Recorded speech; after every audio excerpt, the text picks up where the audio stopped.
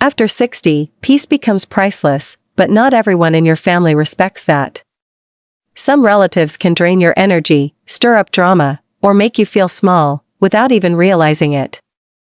Who are they? And why is it okay to set boundaries, even with blood? Stay tuned, number 4 will surprise you. Hit that subscribe button and let's talk about protecting your peace, because you've earned it. Number 1, silence the constant critic.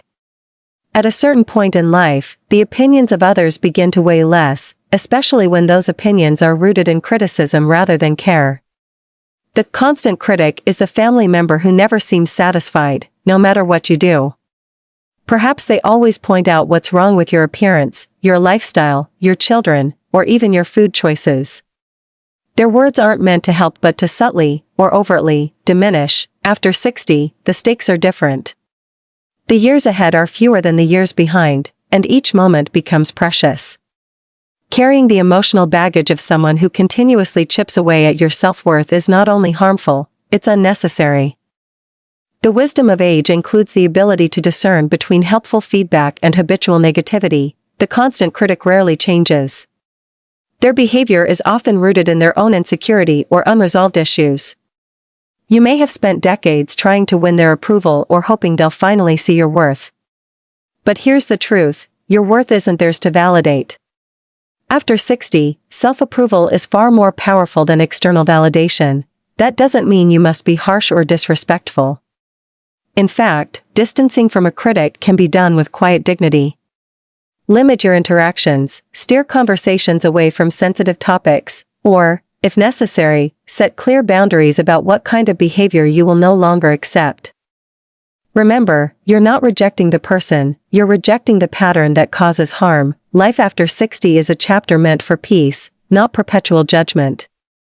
Choose to surround yourself with those who uplift rather than critique, even if it means letting go of a family tie that has long been frayed. Number 2, block the guilt tripper. Guilt is a powerful tool, and unfortunately, some relatives know how to wield it masterfully. The guilt tripper is the family member who uses emotional manipulation to get what they want. They say things like, "After all I've done for you," or "You never make time for me anymore." They may appear caring on the surface, but their love often comes with strings attached. After 60, guilt should no longer be a motivator. You've likely spent much of your life trying to meet expectations, from raising children and maintaining a career to fulfilling familial duties. Now, it's time to give yourself permission to say no without apology. The problem with guilt tripping is that it creates a false sense of obligation. You begin to act out of fear of hurting someone's feelings rather than from a place of genuine connection. This robs your relationships of authenticity. Instead of joy, interactions become draining. Instead of freedom, you feel emotionally trapped. The guilt tripper's power diminishes when you stop responding to it. That doesn't mean you stop caring, it means you start caring for yourself, too. Boundaries don't break relationships, they define them. A healthy relationship should never rely on shame or manipulation to function. Confronting a guilt tripper requires courage and calm. You might say, "I understand you're disappointed, but I make decisions based on what's best for my life right now." You don't need to explain or justify every choice. Maturity means honoring your own needs while remaining respectful. Protecting your peace sometimes means letting people be disappointed, and realizing that their disappointment is not your burden to carry. Number 3, protect against financial leeches. Family should be a place of trust, not financial exploitation. Unfortunately, some relatives see retirement not as your time to rest, but as their opportunity to take advantage. The financial leech is the relative who constantly asks for loans, favors, or bailouts, usually without the intention of paying them back. They often appeal to your generosity or your sense of responsibility. They may say, "You have more than I do," or "just this once." But the pattern reveals itself quickly. One request turns into many, and suddenly your savings begin to slip away. After 60, your financial stability is crucial. You're likely on a fixed income, and every dollar must be preserved for health care, daily needs, or personal enjoyment. Giving out money, especially without boundaries, threatens your future. What makes this dynamic especially difficult is that it plays on emotions, love, guilt, and sometimes even shame. But here's a necessary truth: being generous does not mean being used. You've worked hard for what you have. It's not selfish to say no, it's wise. Create clear financial boundaries. If someone asks for a loan, and you truly want to help, treat it as a gift, one you're okay never seeing returned. If that's not acceptable, then don't lend at all. You are not a bank. You are not a backup plan. And your peace of mind is not for sale. It's not about cutting people off, it's about drawing a line. When you protect your resources, you protect your independence, and that is priceless at any age. Number 4, avoid family drama magnets. Every family has one, the person who seems to thrive on chaos. The drama magnet is the relative who stirs conflict, spreads gossip, and turns small issues into major upheavals.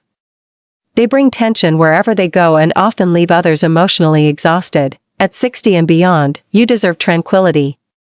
Drama is draining, and emotional stability becomes more important with age. The time for fighting petty battles or getting dragged into family feuds should be over. Drama magnets often manipulate others to take sides, pit people against one another, and use emotional volatility as a means of control. The solution is not confrontation, it's distance. You don't have to engage every time they bait you. Silence and calm are powerful responses. Begin by recognizing their patterns. Do they only call when something is wrong? Do they constantly talk badly about others? Do they seem addicted to conflict? If yes, reduce your exposure. Politely excuse yourself from conversations, avoid contentious topics, and keep your emotional energy guarded. Peace is a form of wealth. The less chaos you allow into your life, the more you'll find joy in the small, quiet moments that truly matter.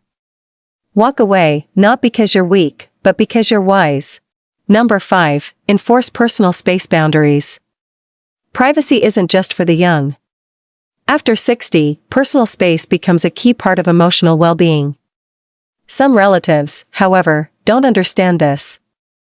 They show up uninvited, call at all hours, or expect you to be constantly available.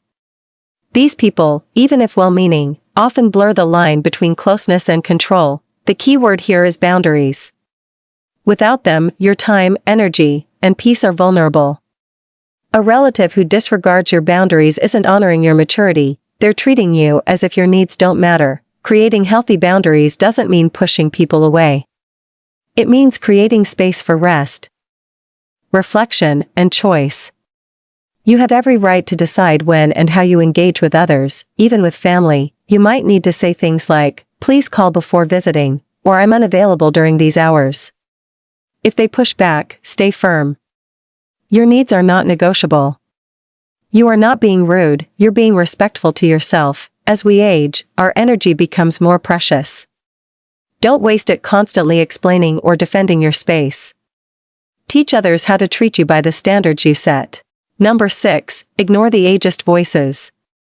Few things are more demeaning than being treated as if your age has stripped you of intelligence, relevance, or value. The ageist relative is the one who brushes off your opinions, makes jokes about your memory, or talks over you like you're invisible. These relatives may not even mean harm, but their words hurt all the same. After 60, you carry decades of experience, perspective, and wisdom. Your voice is not only valid, it's needed. Ageism is often subtle, you wouldn't understand, or that's before your time. But those comments reinforce a false narrative that aging equals irrelevance. That's simply not true. You've lived, endured, adapted, and overcome. Your story matters. Confronting ageism can be as simple as speaking up. "Actually, I do have a thought on this." Or, "Please don't talk to me like I'm incapable." Respect begins with self-respect. More importantly, surround yourself with people who see your value, who ask for your thoughts, who honor your life's journey, and who speak to you with dignity. Avoid those who diminish you, even with a smile. You've earned your years. You deserve to live them with respect, not ridicule. Conclusion. Life after 60 is a season of reflection, peace, and earned wisdom. And sometimes, protecting that peace means stepping back, even from family. You don't need to feel guilty for setting boundaries. You need to feel proud for valuing yourself. If you found this message meaningful, like, share, and subscribe for more timeless truths and life lessons. Thank you for watching, and remember, the best years are the ones you live on your own terms.